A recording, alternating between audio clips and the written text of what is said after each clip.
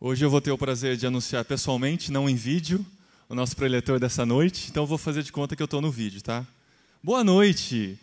Hoje nós teremos a honra de receber Dagnaldo Pinheiro. Ele foi missionário no Egito durante 9 anos, é membro da Assembleia de Deus em Uberlândia. Que Deus te abençoe, Dagnaldo. Você está com o microfone.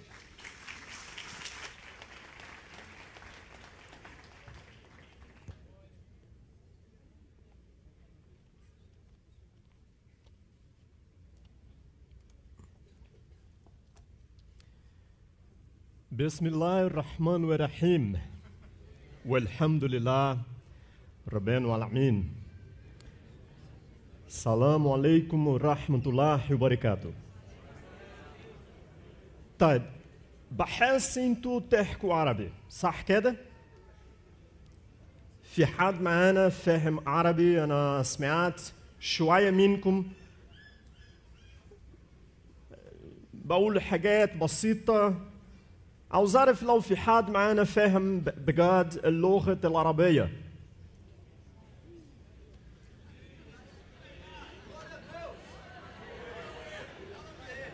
ولا واحد الحمد لله.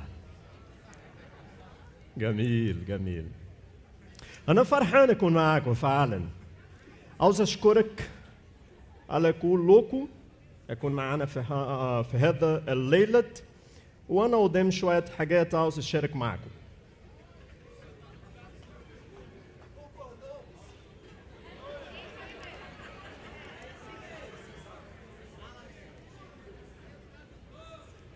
Boa noite. Graça e paz, a paz do Senhor a todos. Eu estou feliz de estar com vocês nesta noite. Eu estava perguntando se tem alguém que fala árabe no nosso meio, porque quando eu iniciei com essa saudação tão costumeira, tão corriqueira no mundo árabe, que é Assalamu alaikum, um bom número de vocês respondeu, então eu fiquei empolgado. Falei, gente, o povo fala árabe, que maravilha. Vou poder me realizar nessa noite. Conversar com vocês numa língua que eu amo tanto, que é a língua árabe. Eu sempre gosto de iniciar minhas palestras, minhas falas, ministrações, falando em árabe, para dizer que é uma das línguas que falada por um número enorme de homens e mulheres que não conhecem a Jesus. E que nós somos, como igreja, a resposta, nós temos sobre os nossos ombros a responsabilidade de levar Cristo a estas pessoas. Também para dizer que a língua se constitui, obviamente, uma das grandes barreiras para nós que saímos da nossa pátria, chegar em um outro lugar e compartilhar o Evangelho. Eu nunca vou esquecer dos meus primeiros dias, quando cheguei no Egito. Eu não sabia falar bom dia, boa noite.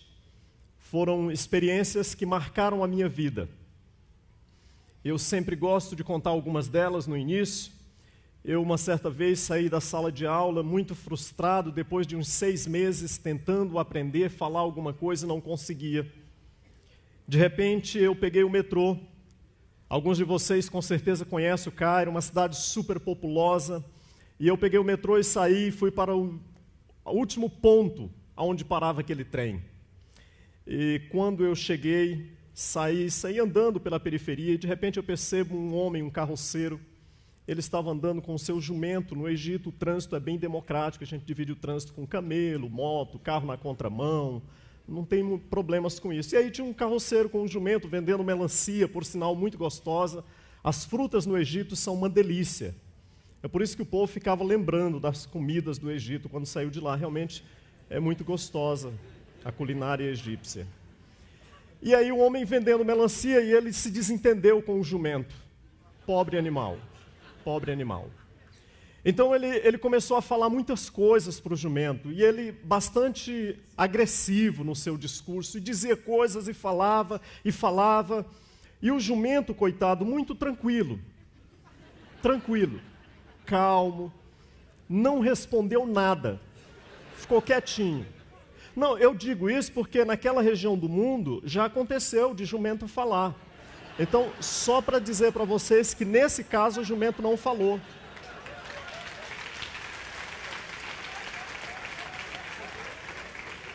Ficou quietinho, ouviu tudo. Eu encostei num poste, fiquei olhando aquela cena e pensando, gente, que tremendo. Depois que ele discutiu muito com o jumento, ele disse alguma coisa e parece que fizeram as pazes, né? Então, o jumento seguiu o comando dele, saíram em harmonia, e eu fiquei pensando, que tremendo isso. O jumento entendeu tudo que esse homem falou e eu não entendi uma palavra. Você ri, né? Porque não foi com você, né? Normalmente é assim, a gente gosta de rir das... né? Eu não entendi nada que o homem falou, mas naquele dia eu saí, voltei para minha casa com um firme propósito no meu coração de que eu iria estudar, e eu pensei, ora, se o jumento consegue entender árabe, gente, não é possível. Eu também vou aprender essa língua, né? E foi assim que começou a minha experiência, e eu vivi durante 9 anos naquele país que eu amo de paixão. Consegui aprender, comunicar com as pessoas e compartilhar o Evangelho com aquelas pessoas na língua do coração delas. Vi coisas maravilhosas acontecendo, eu vi pessoas se rendendo a Cristo em prantos. Eu tive a oportunidade de compartilhar Cristo com pessoas que nunca ouviram, jamais, o nome Jesus. Nunca viram uma Bíblia. Momentos que marcaram a minha vida com muita alegria. Eu tive a alegria de realizar batismos de pessoas que aceitaram a Jesus, foram discipuladas e depois realizaram o batismo dessas pessoas. Em uma operação quase que 007.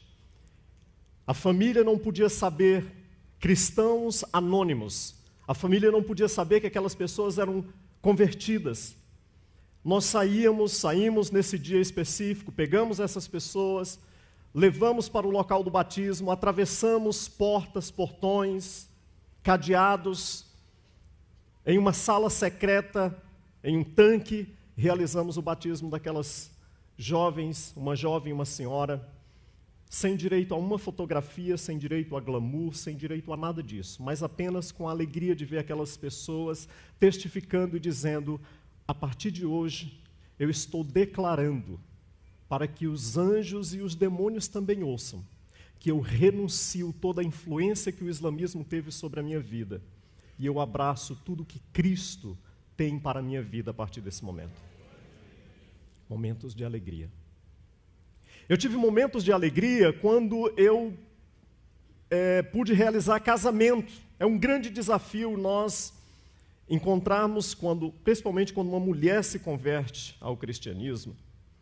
É muito complicado, porque você tem que orar para que um jovem muçulmano também se converta para que possa fazer o casamento, porque não pode, é contra leges, é contra a lei, não é possível que um muçulmano, uma mulher muçulmana, se case com um homem cristão. O caminho contrário é possível, porque, de acordo com a religião islâmica, a mulher tem que seguir a religião do homem. Então, se um muçulmano se casa com uma cristã, logo ela vai seguir a religião islâmica. Então, eu tive a alegria de realizar casamentos, de orarmos e dizer, Jesus, traz alguém para que possa formar um casal e a gente vê essa jovem se casar com um homem que também te conheça. Momentos de muita alegria na minha vida. Também vivi momentos de tristeza. Eu vivi momentos de ver cristãos se convertendo ao islamismo. Eu estudei teologia islâmica em um instituto, uma faculdade do Cairo, e um certo dia me levaram para uma sala para que eu testemunhasse os cristãos que estavam se convertendo ao islamismo, 5 deles. Aquilo partiu meu coração.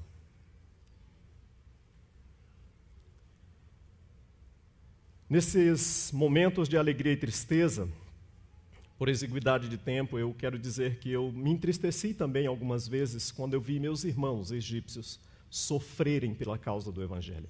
Sofrer coisas que nós não temos ideia, nós não sabemos o que isso significa. Eu tive pessoas na minha equipe que, por causa do Evangelho, tiveram que deixar sua família ou foram expulsas da sua família, sequestrados. Tem um homem que a família o sequestrou e manteve esse homem em cativeiro durante 60 dias, na laje de um prédio, sem direito a banho, sem direito a uma alimentação digna. A alimentação que ele recebia era uma porção de comida e antes que dessem para ele, um cachorro tinha que comer. Para que eles pudessem, dizia para ele, você hoje é um traidor, você vale menos que um cachorro para nós. Para que você entenda isso melhor, seria importante você entender a importância do cachorro na cultura árabe. Viveu durante 60 dias, sobre todos os dias as pessoas diziam, nega Jesus, por que você vai morrer amarrado aqui? Não tinha direito de ir ao banheiro, fazia suas necessidades amarrado, na mesma roupa. Depois de um tempo começou um cheiro insuportável e aquelas larvas começaram a subir pelo seu corpo. Foi quando aquele homem fez uma oração, ele disse, Senhor, eu só tenho um pedido, eu tenho um desejo, eu queria tomar um banho porque eu não aguento mais esse cheiro no meu corpo. Ele estava dividindo o teto onde ele estava habitando com uma vaca e a vaca estava prenha ou grávida, não sei qual a forma correta de dizer, mas enfim, a vaca tinha um bezerro lá na barriga dela, né? Prestes a sair. Pois o bezerro, quando nasceu, a primeira coisa que ele se levantou e fez foi ir até onde ele estava amarrado e lambeu todo aquele homem. Limpou todo, tirou toda a sujeira que estava sobre o seu corpo, e ele contava aquilo para a gente com uma alegria, ele é bem magrinho, contava sorrindo, dizendo, foi o melhor banho que eu tive na minha vida, Jesus respondeu às minhas orações. Por que você tem orado ultimamente? Quais são os seus pedidos? Quais são as suas prioridades nos seus momentos de oração? Vivi durante 9 anos nessa tensão, servindo no Oriente Médio, e no ano de 2010 eu fui surpreendido. Eu trabalho com turismo, levo grupos para o Oriente Médio, e eu estava levando 2 turistas nas pirâmides. Eu havia esquecido um material no meu carro, folhetos, 2 Bíblias, e eu fui preso nas pirâmides. Quando eu fui preso, eu lembrei de uma oração que tínhamos feito noites antes com a minha equipe, da qual eu tenho a honra e a alegria de hoje ter algumas dessas pessoas que faziam parte dessa equipe, estão hoje aqui no CBM. Estava conversando ali com a missionária Irineia, que foi uma grande guerreira, uma parceira e alguém que me ajudou muito nesse processo. Oramos e naquela oração eu pedi a Deus, nos dá a oportunidade de colocar essa literatura na mão de pessoas que nunca ouviram falar do teu nome. E assim nós oramos, cada um pegou o seu material e eu fui para as pirâmides e esqueci aquele material no meu carro, e foi quando eu fui preso. Quando eu fui preso, a polícia queria saber apenas quem era que estava comigo, quem me ajudou, na verdade com quem eu trabalhava, quem produziu aquele material. Material proibido. Material que trabalhava muito direcionado às questões, os questionamentos feitos pelos muçulmanos com relação à fé cristã. Principalmente assuntos que abordam a cristologia. Como pode Jesus ser Deus e homem ao mesmo tempo? Como é possível ele ser Deus, 100% Deus, e viver 9 meses no ventre de Maria? Logo, o ventre de Maria é maior do que Deus, porque Deus cabe dentro do ventre de Maria.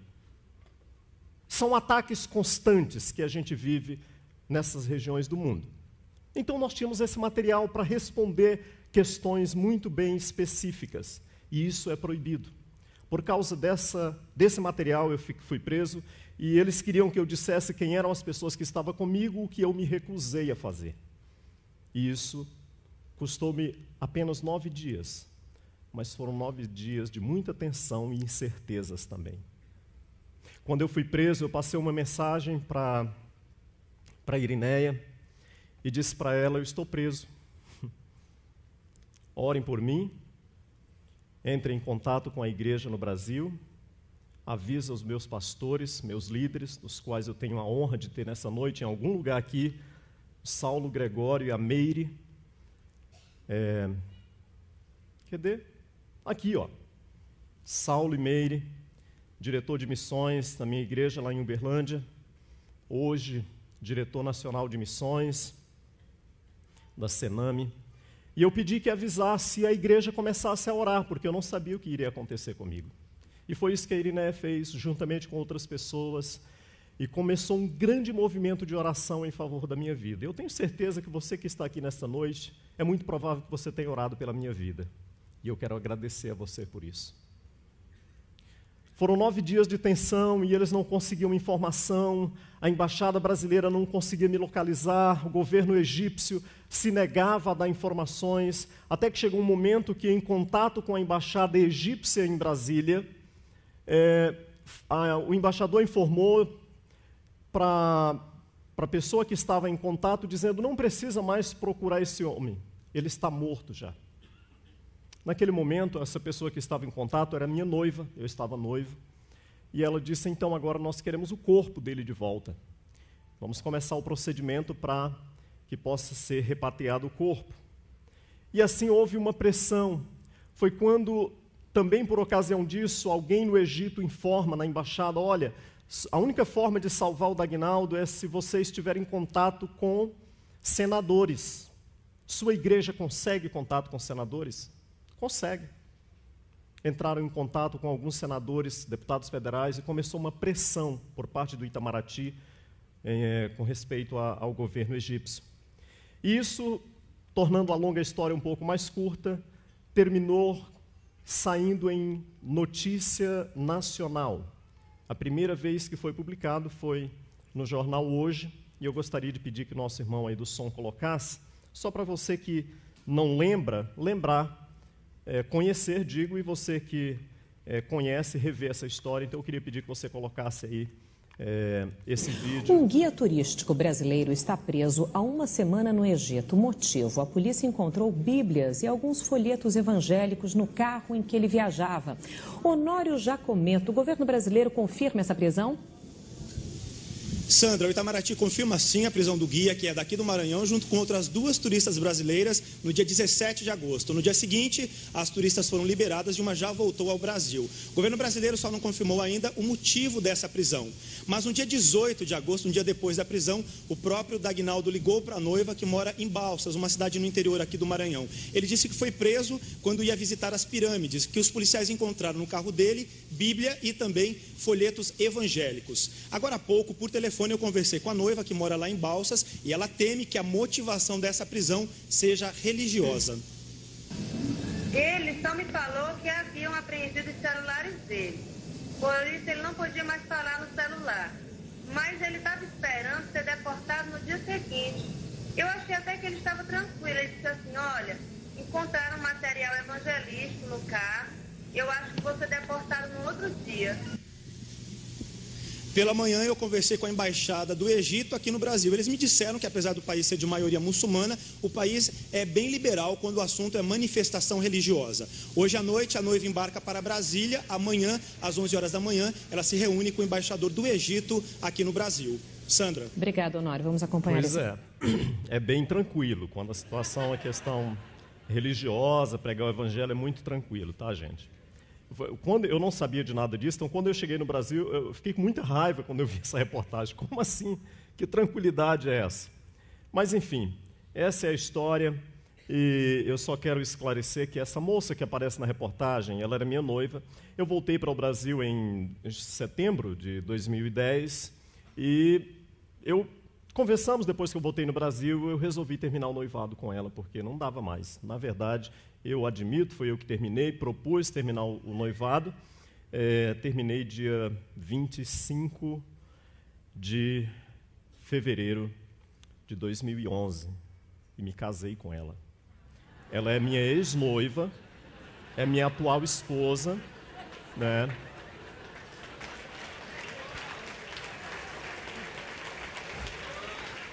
Mas é ex-noiva mesmo, eu terminei o noivado, a gente não é mais noivo, mas a gente é confidente, amigos, companheiros, uma pessoa maravilhosa, é mãe dos meus filhos. Tenho 2 filhos, Angeline, que faz 4 anos sexta-feira agora, e o Azaf, que faz 2 anos amanhã.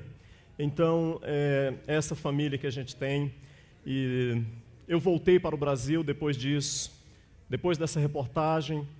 O governo resolveu me apresentar às autoridades brasileiras e eu saí da prisão, da cela. Me falta tempo para relatar as experiências que eu vivi ali, mas saí da cela algemado e fui para o aeroporto. e voltei para o Brasil. Desde que eu cheguei no Brasil, eu confesso para vocês que o meu coração permanece um coração muito dividido. Eu não gostaria de estar no Brasil. Eu gostaria de estar no Egito. Esse é o desejo do meu coração, de voltar para o Egito, de estar lá, dar continuidade ao trabalho. Eu não sei por que Deus, nos seus desígnios eternos, nos seus propósitos maiores, não permitiu isso, e eu ainda estou no Brasil, mas tenho um desejo de retornar ao campo.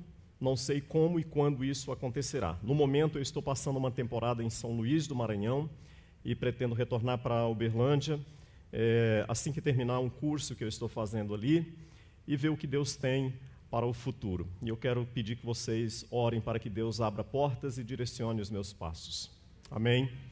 Eu quero, antes de compartilhar um pouco sobre imigrantes e imigração, que é o tema do dia, pelo que eu fui informado, eu quero deixar os meus agradecimentos ao convite, à coordenação deste evento. Eu quero agradecer muito ao Saulo, pastor Saulo Gregório, a sua esposa Meire, por indicar o meu nome, ao meu pastor Álvaro Sanches, por indicar também para que eu estivesse aqui. Agradecer ao pastor Assis, que é o atual diretor de missões da nossa igreja lá em Uberlândia, e deixar os meus agradecimentos, a alegria de ver Irineia, outros companheiros que aqui estão, dizer que eu fiquei muito feliz também quando eu cheguei aqui hoje e vi o homem que Deus usou para influenciar e me desafiar para ir para missões. Em 98 apareceu um maluco lá na minha igreja em Uberlândia, barbudo, vestido numa roupa de terrorista, desafiando pessoas para fazer parte de um projeto chamado Projeto Radical, Projeto Janela 1040 e Além, Projeto Radical. Desafiou esses jovens no Brasil inteiro, formou um grupo de 98 jovens e nos levou, conduzido por Deus com muita fé, ao campo missionário. E eu tive a alegria de encontrá-lo nesta noite aqui, o Davi Botelho, deve estar em algum lugar por aí, um grande homem, um grande líder, visionário, e eu sou muito grato a Deus pela vida dele. Eu quero compartilhar rapidamente sobre imigrantes e imigração, como me foi sugerido.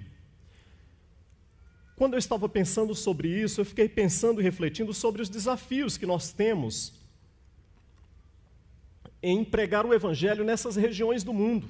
Como é difícil. O Oriente Médio é sempre hostil, uma região muito hostil ao Evangelho.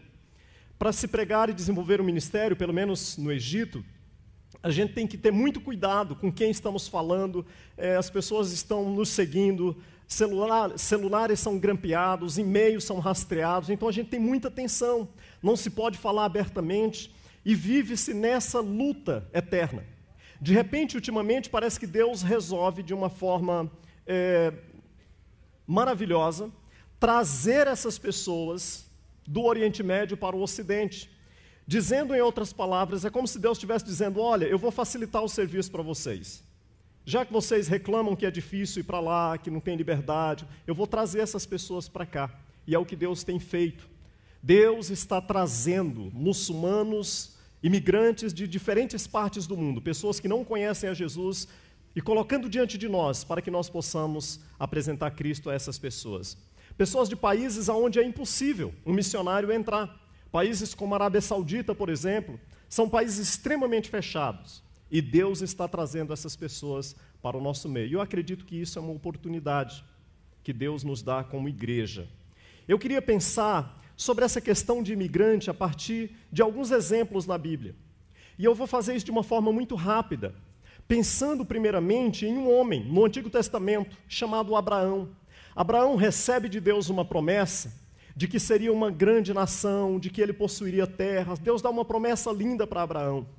E Abraão sai da sua terra e vai para uma outra terra. Então Abraão se torna o primeiro imigrante, logo nos primeiros capítulos do livro de Gênesis. Tempos depois, Abraão tem um filho, Isaque, como todos nós sabemos. Quando Isaque cresce, Deus... muitas coisas ocorreram envolvendo o nascimento de Isaque, mas quando ele já é crescido, ele enfrenta uma crise, um desastre natural, qual seja uma fome, e força Isaque a sair da sua terra. Isaac faz o que a maioria das pessoas fazem em uma situação como essa. Situação de fome. Muitas pessoas, por causa da fome, também migram dos lugares onde eles se encontram. Foi assim que Isaac fez. Isaac sai da sua terra em busca de um lugar onde ele possa resolver a situação da sua fome. Se torna então Abraão imigrante, o seu filho Isaac agora também é imigrante. Mas Isaac tem 2 filhos, Jacó e Esaú. Jacó cresce e mais tarde Jacó sofre ameaças por parte do seu irmão, ameaças de morte. Então ele tem que fugir. E ele, apesar de ir para uma terra, a terra dos seus tios, é um outro país. Então Jacó também se torna imigrante. Anos depois, devido ao tráfico de seres humanos, um dos filhos de Jacó, a saber José, é vendido como escravo para o Egito. Então agora nós temos Abraão, seu filho Isaac, seu neto Jacó e seus bisnetos, todos imigrantes. Em nossos dias, no século 21, as pessoas emigram para outras nações, para outros países, pelos mesmos motivos que essas pessoas faziam já no tempo dos patriarcas. Hoje, as histórias dos imigrantes são contadas por pessoas que fogem dos seus países para fugir de desastres naturais, de ameaças de morte, violência, tráfico de seres humanos e etc. O mundo tem assistido de forma perplexa, ou talvez nem tão perplexa assim, mas tem assistido os noticiários de imigrantes curdos, sírios, iemenitas, palestinos, iraquianos, pessoas haitianos, pessoas que saem dos seus países porque aonde eles estão se torna um ambiente praticamente insuportável de viver. E eles têm que migrar, eles têm que sair em busca de uma vida melhor. Muitas histórias de imigração e imigrantes no Antigo Testamento são contadas de diferentes formas. Mas uma coisa percebemos no Antigo Testamento: Deus tem um amor todo especial pelo estrangeiro e pelo imigrante. É tão grande o amor de Deus que tem mandamentos para a nação de Israel, mandamentos específicos para amar o estrangeiro. Deus diz para Israel: você precisa amar o estrangeiro. Deuteronômio capítulo 10, versículo 19 diz assim: por isso amareis o estrangeiro, pois fostes estrangeiro na terra do Egito. E agora dando um salto do Antigo para o Novo Testamento, a começar pelo nascimento de Jesus. Se existe alguém que pode ser considerado, descrito como imigrante, esse alguém é Jesus. Ele deixa a sua pátria celestial, adentra ao nosso mundo estranho e se torna então um imigrante em nosso meio, um estranho, um estrangeiro no nosso meio. A primeira visita que Jesus recebe, por incrível que pareça, uma das primeiras visitas, é também por imigrantes. São os magos que vêm do Oriente para visitar Jesus. Aliás, essa visita dos magos causa um problema, isso desperta a curiosidade, ou a raiva, ou a preocupação do governo romano, e Herodes ordena que todas as crianças com a sua idade inferior a 2 anos fossem mortas.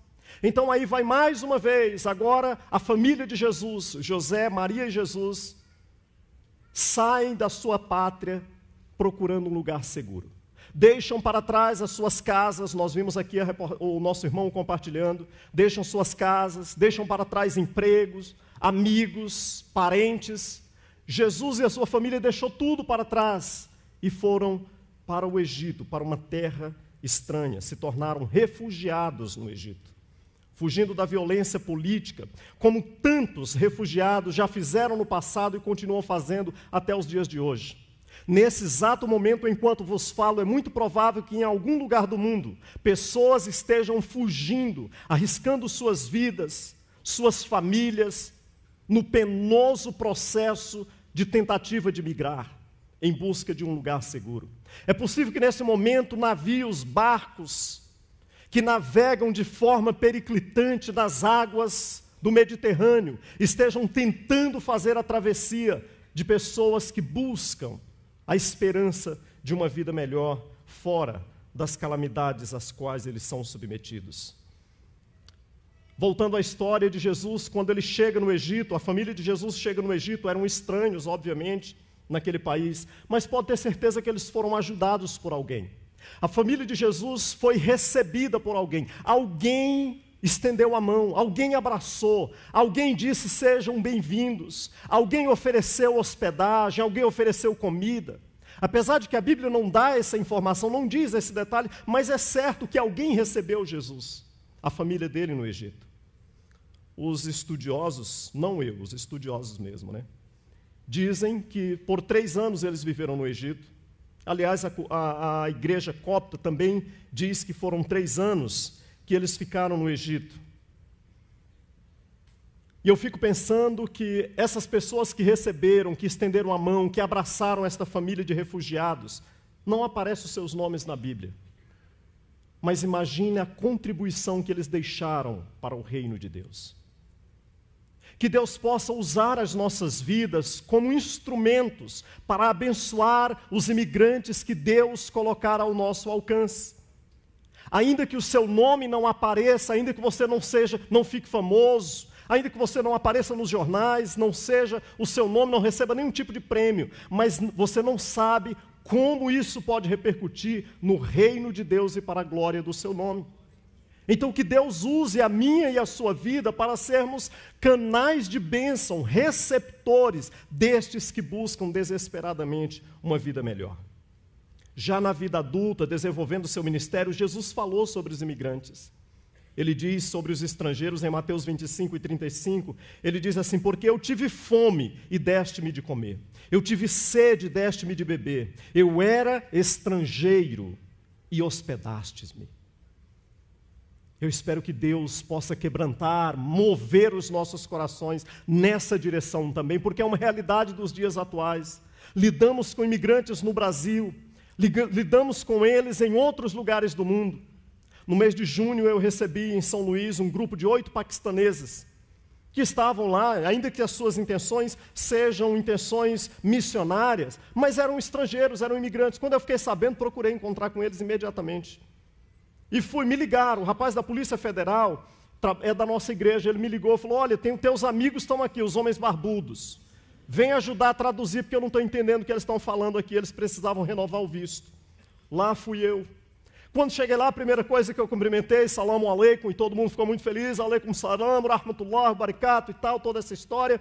Feliz demais, o homem pensou que eu fosse muçulmano. E aí falou para mim, você é muçulmano? Eu falei, não, sou não. Ô irmão, ficou tão frustrado. Aí ele falou assim, mas como você é egípcio? Eu falei, não sou. Mas você fala árabe? Eu falo, mas não sou egípcio. E como que você fala árabe e não é muçulmano? Eu falei, para você ver, não é? Você vê como é que são as coisas. Fiquei com eles, andei com eles, depois o carro deles quebrou, eles me ligaram, eu estava na faculdade, me ligaram, olha, o nosso carro quebrou, uma Kombi. Você conhece, sabe, alguém que conserta Kombi para levar? Pois não, saí da faculdade, fui lá ajudar. Levei a Kombi para que fosse consertada. Inclusive, saiu vídeos aí, muitas coisas que foram ditas a respeito dessas pessoas, mas enfim, a verdade é que são pessoas amadas por Deus. E talvez Deus esteja trazendo essas pessoas para que elas possam ter um encontro com Cristo em nossa pátria, e eu e você podemos ser o canal de Deus para que isso aconteça. Que Deus nos dê esse coração hospitaleiro, quebrantado nesse sentido. Você sabia que a comissão, a grande comissão, a última mensagem de Jesus para os discípulos é uma mensagem que tem esse cunho migratório também, de imigração.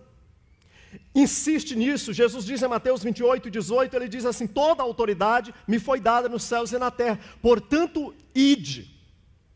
Façam o quê? Ide, a mensagem é para sair. Então, ide por onde? Por todo mundo. Na sua comunidade, onde você vive, no Brasil e fora do Brasil, leva o Evangelho a todas as pessoas. É como se Jesus estivesse dizendo, na verdade é o que ele estava dizendo, o meu Evangelho é para todo mundo. É um conceito de sair, e é exatamente isso que os imigrantes fazem. Por isso eu penso que a igreja tem essa característica de sair, de andar, de se mover, de se movimentar. Nós não podemos ficar parados nas 4 paredes assistindo tudo que está acontecendo ao nosso redor. Nós precisamos nos posicionar, nós somos um organismo que andamos, somos vivos, a igreja é viva. E precisamos viver isso, esse evangelho de sair, de anunciar ele às pessoas. Para concluir Eu quero contar a história ainda no livro de Atos, que eu estava pensando, fiquei maravilhado com isso, porque Atos dos Apóstolos é esse momento de abertura.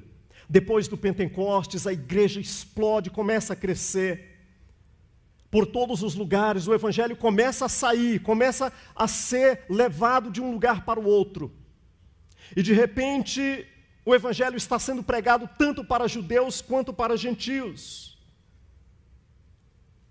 E a primeira igreja missionária acontece em Atos dos Apóstolos. A primeira igreja missionária surge no livro de Atos dos Apóstolos e, pasmem, não é em Jerusalém, não é no centro, a igreja saiu, não é em Jerusalém, acontece numa cidade chamada Antioquia, está na Síria, é em território de gentios. Antioquia se torna então essa sede, essa central de missões, de onde os discípulos, ou aonde os discípulos, na verdade, são chamados pela primeira vez de cristãos, na cidade de Antioquia. Antioquia se torna uma referência para missões transculturais.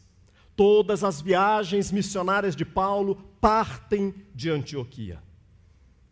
E eu posso concluir perguntando se podemos aprender com essa história de imigrantes e imigração na Bíblia. E eu acredito que sim. Nós podemos aprender que os patriarcas foram imigrantes, que Deus ama os imigrantes, que Jesus foi imigrante, que Jesus comissiona os discípulos a que sejam imigrantes. A igreja precisa ser esse constante movimento de imigrantes. Afinal de contas, nós somos todos estrangeiros e peregrinos nesta terra. Nós estamos aqui, mas esta não é a nossa morada definitiva. A nossa morada é outra, nós temos uma pátria, e é para lá que nós estamos andando. E na medida que andamos, somos comissionados a impactar, a mudar a realidade daqueles que vivem ao nosso redor sem conhecer a Deus. Então que Deus abra o nosso coração, o meu e o seu coração, para amar, para abraçar essa desafiadora realidade que temos nesses dias atuais, que essa enorme quantidade de imigrantes que estão chegando no nosso país todos os dias, essa realidade que a igreja precisa aprender a lidar com ela. No Antigo Testamento, queridos, a maioria das vezes os imigrantes, os estrangeiros, eles se apaixonavam pelo Deus de Israel e se tornavam com o povo hebreu, se tornavam também pertencentes ao Deus de Israel, seguindo as suas leis. Nós temos um exemplo disso que é Ruth. Ruth chega para Noemi, sua sogra, e diz: olha, a partir de hoje, o teu Deus é o meu Deus, o teu povo será o meu povo. Ela se identifica, ela ama, se entrega, ela vê em Noemi alguma coisa tão impactante que faz com que ela se apaixone pelo Deus de Israel. Que como igreja nós também possamos ser instrumentos de Deus na vida dos imigrantes, dos refugiados, a ponto de que eles possam ver Cristo em nós e se apaixonem por Cristo e se rendam a Ele, e que possam ser alcançados por essa graça tão maravilhosa que eu e você conhecemos. E ao nome dEle seja toda a honra, seja toda a glória por toda a eternidade. Que Deus nos abençoe. Muito obrigado.